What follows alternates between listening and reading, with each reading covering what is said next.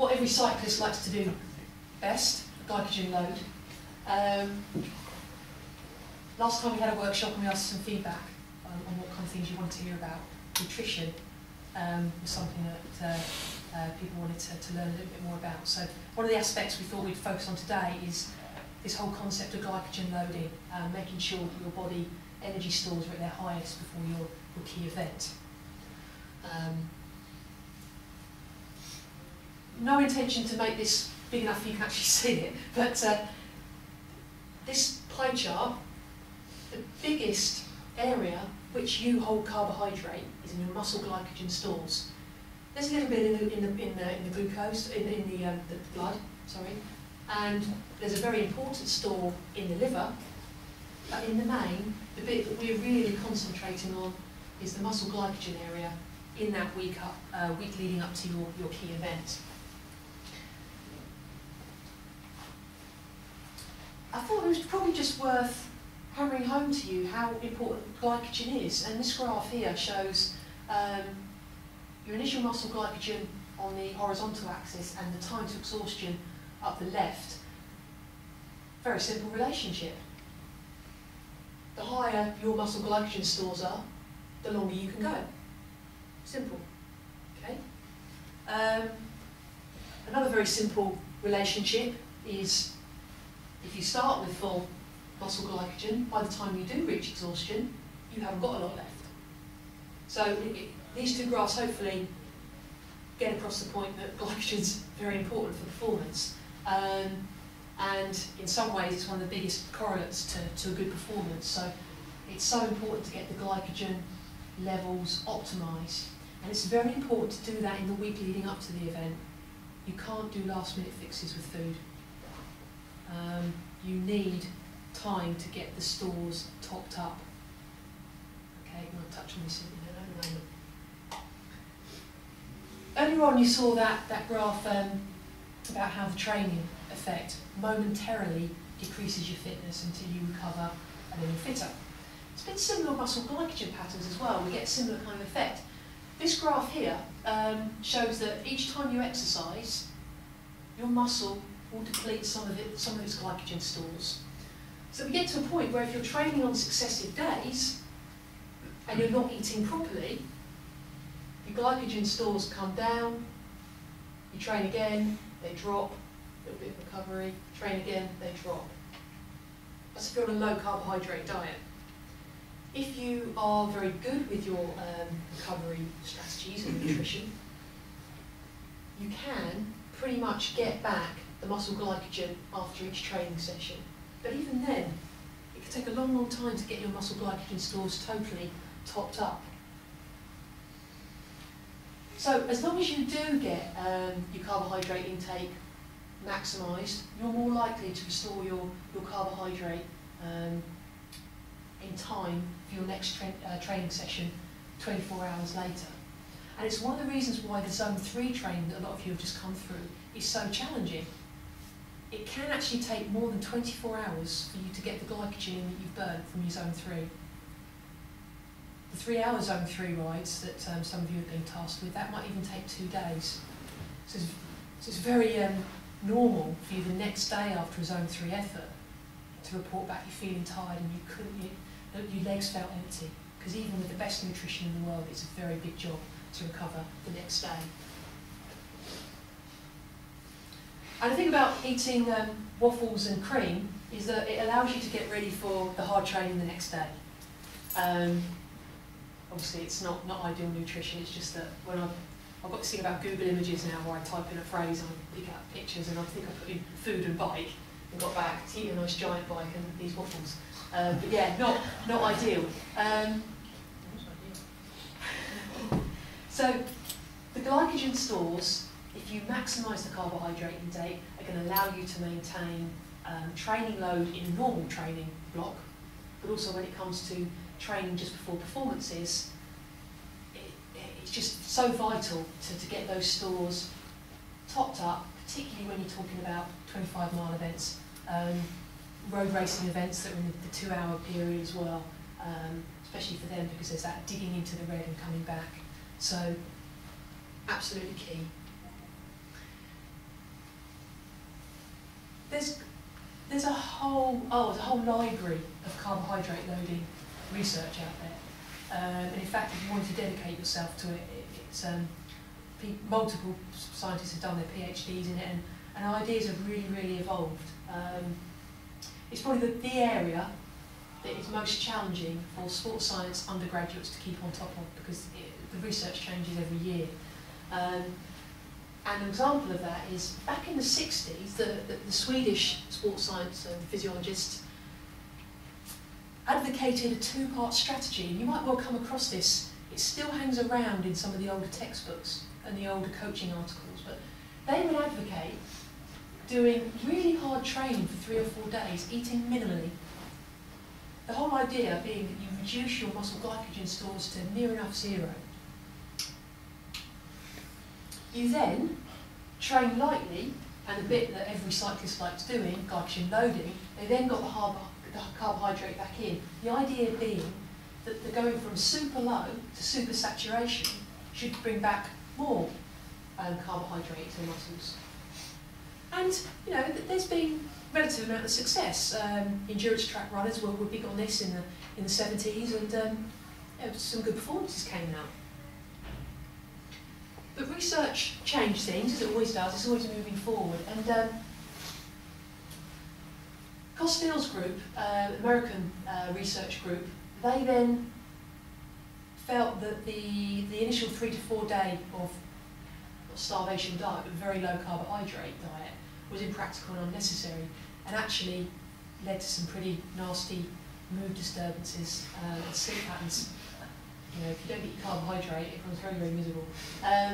So what they did was to instead almost miss out that first part and reduce the training, eat increased amounts of carbohydrate 3 days before the race, and funnily enough, they got pretty much the same results. So it's almost like the initial Swedish research, they got the results they had because of the second part of the strategy where you just get more carbohydrate with reduced training load. Ivy's group, actually a co-author of Costill, they did some work on carbohydrate repletion after exercise, and they are advocating between a gram and 1.5 grams of carbohydrate per kilo of body mass post-workout, and then do the same 2 hours later. So for your typical 70 kilo male, you might be looking at the region of between 80 and 100 grams of carbohydrate, and then doing the same thing again 2 hours later.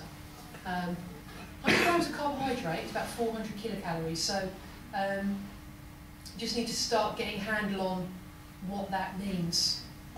Typically, people fall into 2 groups. They won't eat enough or they eat too much. Very few people get it right. Okay. More recently, and this is where it starts to get very fiddly and very difficult for especially full-time workers to try and manage, but what seems to be the most optimal is splitting doses, splitting 3 grams per kilo in total over 16 doses in 4 hours. Yeah, you almost need to make up, you know, a pot of muesli or whatever and dip into it every 15 minutes. And not sleep. Yeah, and not sleep. So if you're training in the morning, it's a case of, it's almost like a drip feed approach to nutrition. 20 to 25 grams worth of carbohydrate every 15 minutes. You know, and it's about half a bagel, that kind of amount.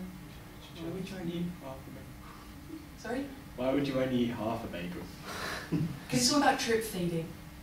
The idea being, if you take half a bagel every 15 minutes, it's better than a whole bagel every 30. I could do that. Yeah.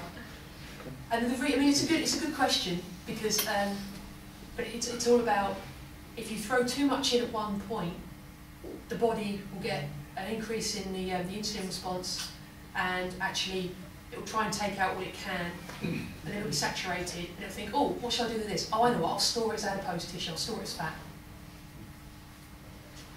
So overeating doesn't necessarily make you recover quicker.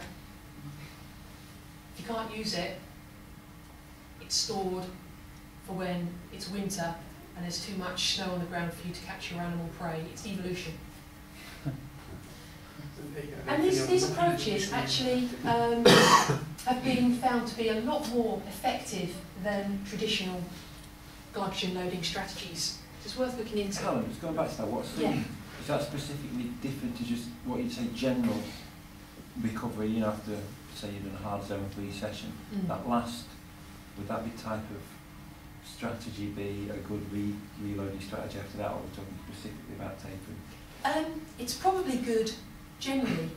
The reason we wouldn't necessarily talk about it generally in a general context is because being realistic, how easy is it for you, as you know, you car journeys or whatever, or being at work, it's very, very hard to have that 15-minute ability to dip into a pot of sunmade raisins. You talk about energy drink though, right? I mean, effectively by energy drink or not? You could do it, yeah.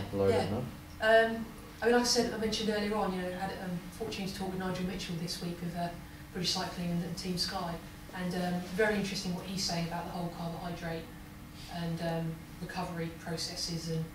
And I will write something for the forum so that you get the information, but it's not as simple. And one of the things he said is he commented to me the difference in the quality of carbohydrate drinks.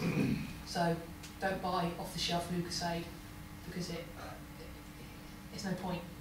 You know, it's okay for the kind of people that are exercising 3 or 4 times a week and going to the gym, but for athletes, when you're drinking litres and litres and litres of the stuff, it can actually give you so much leaky gut syndrome, you know, gastrointestinal distress, and you know, everything people get used to using a lot of sports nutrition products. That, you know, it's about the quality of the carbohydrate and quality of the protein. Not every kilocalorie is created equal, and it's something we'll come back to on another time. But energy drinks is a very good way to do it. If you've got a good energy drinks, it's easy to sip. Some people like eating food, which I also understand. And it's balance, isn't it? It is balance, because you've got to be realistic. You've got families, you're eating with families, and you know, I think there's extremes. So you need about 20 hours to completely restore muscle glycogen stores, you know, just under a day. And that's even if you're getting in the optimal 600 grams and you're doing it in a way that the body can actually grab hold of it and not take some of that carbohydrate and store it as fat. So it's all about getting that right. So just to put that into context, 20 hours, even if you do things perfectly.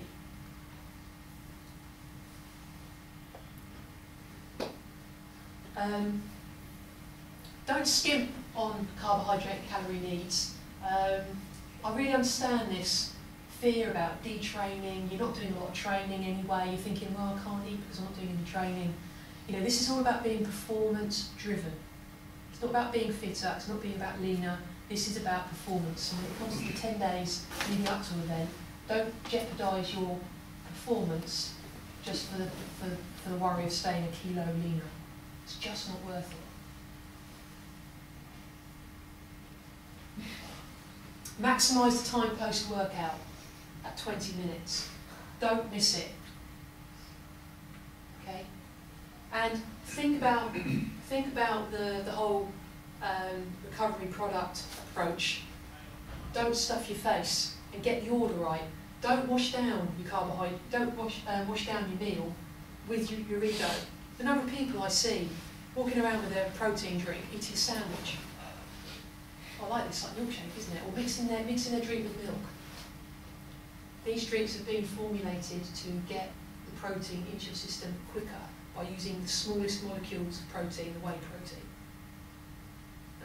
Again, having spoken with Nigel, some of the drinks that they're now using with British Cycling have got a mixture of the whey protein and the casein protein that drip feed the protein over time.